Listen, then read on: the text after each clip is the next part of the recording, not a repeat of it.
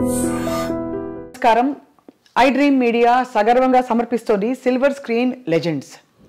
చరిత్రని మార్చే దిశగా తన ప్రయాణం మొదలుపెట్టి నిర్మాతగా, దర్శకులుగా, పొలిటికల్ కమెంటేటర్గా, ఇంకా పాలసీ మేకింగ్ ఇష్యూస్పై మాట్లాడే వ్యక్తిగా, సంఘంలో సమాజంలో ఏది జరిగినా కూడా తన వంతు కృషి చేసి ఏదో ఒకటి చేయాలనే తపనని కొనసాగించే వ్యక్తిగా మనందరికీ సుపరిచితులు, అందరికీ చాలా ఇష్టమైన వ్యక్తి తమ్మారెడ్డి భరద్వాజ్ గారు. వారి ప్రయాణంలో మనం అనేక మలుపులు చూసాం, అప్స్ అండ్ డౌన్స్ చూసాం. పూర్తి కమర్షియల్ హిట్ సినిమాలు తీశారు, అటు చాలా మెసేజ్ ఓరియంటెడ్గా అవార్డ్ విన్నింగ్ ఫిల్మ్స్ తీశారు. వీటన్నిటితో పాటు ఎన్నో అనుభవాల్ని ఆయన మూట కట్టుకున్నారు. ఎంత సింపుల్గా ఉంటారో, ఎంత హంబుల్గా ఉంటారో వారిని చూసి ఆశ్చర్యం కలుగుతుంది. ఇవాళ మామూలుగా మాట్లాడే ఇతరత్ర అంశాల కంటే కూడా వారి మనసులో ఏముందో వెలికి తీసే ప్రయత్నం ఇవాళ కార్యక్రమం. సార్ నమస్కారం. చాలా ఓపిక ఎక్కువ సార్ మీకు. హాయిగా ఈ ఇంటర్వ్యూ వల్ల మీకు ఏం వస్తుందో తెలీదు, కానీ మాకు సమయం ఇచ్చి అంత ఆత్మీయంగా you let us come into your personal space. Thank you so much. Sir, how are you doing? ఎలా ఉన్నారు? Good, ma, very good. So we are reminiscing. వస్తూ మీ సినిమాల జాబితా అంతా కూడా ఇంకోసారి గుర్తు చేసుకుందామని తీస్తూ వచ్చాను. చాలా గ్లోరియస్ అండ్ వెరీ సంక్షిప్తంగా ఉన్నా కూడా మీ యాక్చువల్ నంబర్ ఆఫ్ ఫిల్మ్స్ చూస్తే చిన్న లిస్ట్ కనిపించినా కూడా ఐ థింక్ చాలా ఇంపాక్ట్ఫుల్ ఫిల్మ్స్ అని అనిపించింది sir as a film lover. ఇప్పుడు ఏంటి సార్ మరి, what is your primary occupation ఇప్పుడు? ఏం లేదమ్మా, ఫస్ట్ ఈజ్ రైట్ నో ఏం లేదు, ఖాళీగా ఏదో అట్లా టైం పాస్ చేయటం. మీరు ప్రొడ్యూసర్గా మొదలుపెట్టినప్పుడు మీ జర్నీని ఇలాంటి సినిమాలే తీస్తానని అనుకున్న రోజులు ఉన్నాయా, లేక మీరు అలా నాన్నగారి ప్రవేశం ఉంది కాబట్టి అలా కంటిన్యూ అవుతూ వచ్చేసారా? లేదు, నేను నాన్నగారితో పాటు అసలు ఎప్పుడు ప్రయాణం చేయాలి. ఆయనకి మనకు అంటే దూరమని కాదు, నేను ఉద్యోగం చేసుకుంటామండి ఇరిగేషన్ డిపార్ట్మెంట్లో. అవును, సివిల్ ఇంజనీర్గా. సో బట్ నాకు సినిమాలంటే పిచ్చి, సినిమాలు చూడటం పిచ్చి, తీయటం పిచ్చి కాదు.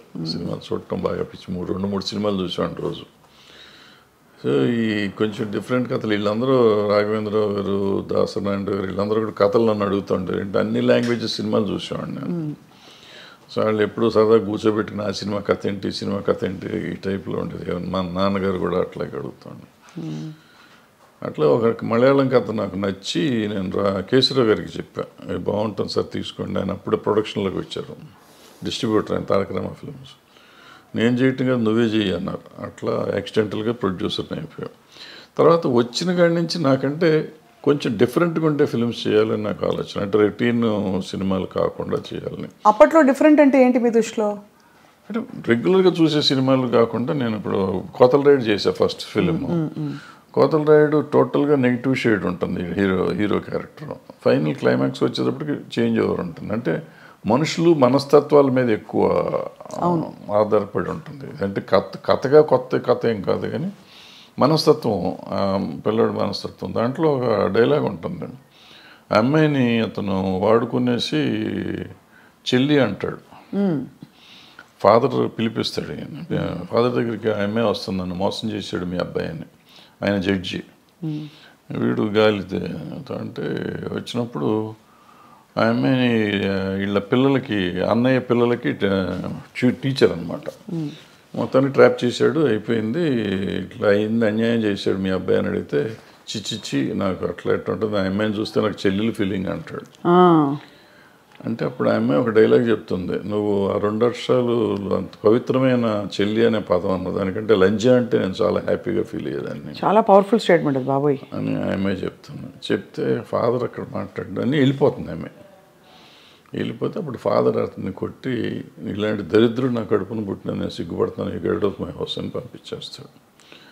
అలాంటి వాడు తండ్రికి కష్టం వచ్చినప్పుడు తండ్రిని కోసం మొత్తం కేసు వేసుకుని ఊరి శిక్షకి వెళ్ళిపోతానికి ప్రిపేర్ అయిపోతాడు.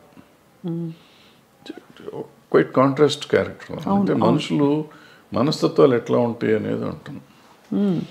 అట్లాగే మొగుడు కావాలికి వచ్చేటప్పటికి టేమింగ్ ఆఫ్ ద షూని ఒక రకంగా తీశారు. అప్పుడు మంచిలి అని హిందీ సినిమా వచ్చింది. అదో డిఫరెంట్గా ఉంటుంది. హౌ టు టేమ్ రిచ్ చెడిపోయిన అమ్మాయి, ఇలాంటి గాలిగా తిరిగే అమ్మాయి, చెడిపోయిన అమ్మాయి కాదు, రెస్పాన్సిబిలిటీస్ తెలియని అమ్మాయి, సమాజం అంటే రెస్పాన్సిబిలిటీ లేని అమ్మాయి. అటువంటి అమ్మాయిని దారిలోకి తెచ్చుకుంటాడు, తెస్తాడు. అట్లా ఒక్కో సినిమాకి ఒక్కొక్క ఆలోచన ఉండేది. మరో కురుక్షేత్రం తీసాం. అప్పట్లో ఈ కమ్యూనిస్ట్ పార్టీలు వాళ్ళంతా విడిపోతున్నారు, 36 పార్టీలు అని కలవాలి అని చెప్పి ఓ సినిమా తీసాను. అది అప్పటికి జనానికి ఎందుకు చెప్పాలి, తప్పు నాది చూడండి అన్నారు జనం. అంతే అంతే. కానీ మీరంటే ప్రొడ్యూసర్గా మీరు అన్ని క్రాఫ్ట్స్లో ఇన్వాల్వ్ అయ్యేవారా? ఎందుకంటే ఆ రోజుల్లో ప్రొడ్యూసర్ అంటే ఎక్సెప్ట్ డైరెక్షన్ అన్నిట్లో ఇన్వాల్వ్ అంటే ఎక్కడ షూటింగ్ లొకేషన్స్, కాస్ట్యూమ్స్ ఏంటి, ప్రతిదీ మనం చేసుకున్నాం. ఎక్సెప్ట్ డైరెక్షన్లో సెట్లోకి వెళ్ళేవాడిని కాదు. డైరెక్టర్లకు వాళ్ళ ఇండిపెండెన్స్ ఇచ్చేవాడిని. సినిమా అయిపోయినాక చూసుకుని రీషూట్ చేసిన సినిమాలు చాలా ఉన్నాయి. నాకు నచ్చకపోతే మళ్ళీ రీషూట్ చేసిన ప్రొడ్యూసర్గా చేసిన. నచ్చకపోవడం అంటే మీకు కన్విన్స్ కాకపోతే, లేదు క్వాలిటీ సరిగ్గా లేదని అనుకున్న ఇది పండగ సీన్ పండాలి కదా, పండితేనే సినిమా అప్పుడు బాగుంటుంది. పండకపోతే ఆటోమేటిక్గా ఉండదు. అది నేను క్రాంతి గారి దగ్గర నేర్చుకున్నాను. యాక్చువల్లీ కోతల రైడ్ క్రాంతి గారు దగ్గరుండి చేయించాడు. మేము ఇక్కడే చేసాం, మన ముషిరాబాద్ జైల్లో తీసాం సీన్ మొత్తం. అందరిని పెట్టి తీసినాక అంతా చూస్తుంటే అక్కడ చాలా ఇంపార్టెంట్ సీన్. అతను జైల్లో ఉంటాడు, వీళ్ళందరూ వెళ్ళి నువ్వు చేయలేదని, నువ్వు మర్డర్ చేయలేదు, అతను మర్డర్ నేనే చేశాను, తండ్రిని కాపాడతానికి తండ్రి జడ్జి, వీడు ఎట్ట గాలి, నా మీద నేను జైలుకి వెళ్ళినా చచ్చిపోయినా ఎవరు పట్టించుకోరు, బట్ నాన్న సమాజానికి కావాలి కాబట్టి నాన్న ఉండాలి, నేను చచ్చిపోతాను అంటాడు. కాదు నువ్వు అసలు ఏమీ చేయలేదు కాబట్టి నువ్వు ఉండాల్సిందే అని చెప్పి తల్లి బ్రదర్స్ అందరూ పోరాడు. నువ్వు కేవలం చేయలేదని చెప్పి మిగతాది మేము చూసుకుంటూ ఉంటాం, లేదు నేనే చేశానని చెప్తాడు. అది మంచి సీను, 15-20 నిమిషాల సీను. ఆ సీను పండల ఇక్కడ తీసాం జైల్లో కాదు. అప్పుడు మళ్ళీ తీసి ఇక్కడ సెట్ వేసి, మెడ్రాస్లో సెట్ వేసి వీళ్ళందరినీ ఇక్కడ తీసుకుని రావాలంటే కష్టం అని చెప్పి సెట్ వేసి రీషూట్ చేసాం మళ్ళీ సీన్ అంతా. అట్లా మొగుడు కావాలో ఏదో నాకు నచ్చలేదంటే బ్రదర్స్ ఇద్దరు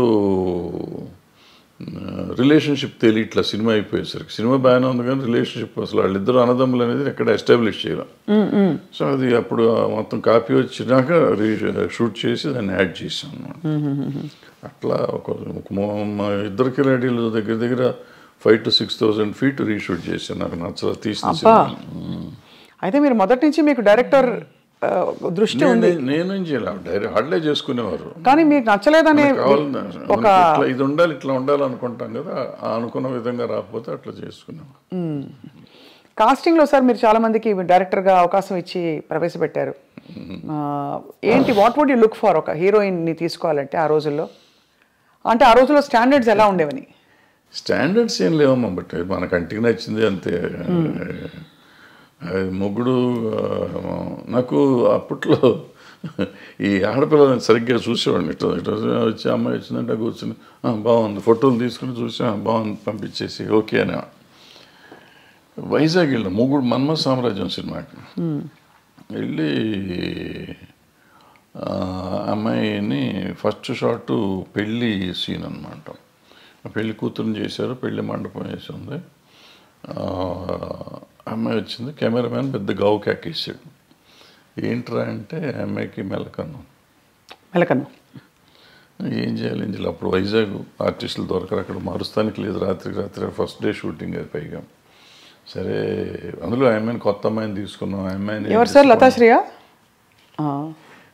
డిసప్పాయింట్ చేసిన తర్వాత అమ్మాయి ఆపరేట్ చేయించింది.